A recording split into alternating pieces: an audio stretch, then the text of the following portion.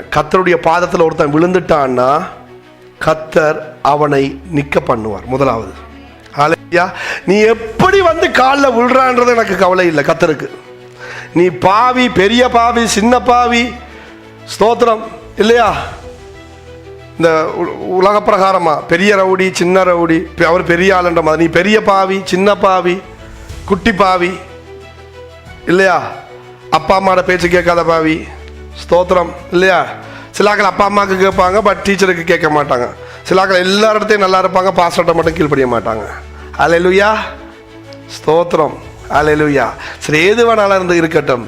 அப்ப நீ கர்த்தருடைய பாதத்தில் நீ விழுவாயானால் கர்த்தர் உன்னை அப்படியே வைக்கிறவர் அல்ல, விழுந்து போன இடத்துல உன்னை உயர்த்துகிறதவன்.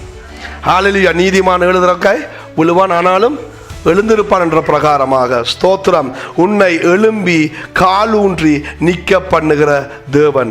உளையான சேற்றில் நின்று உன்னை தூக்கி எடுத்து ஹல்லேலூயா கண்மலையின் மேல் நிறுத்துகிறவர்.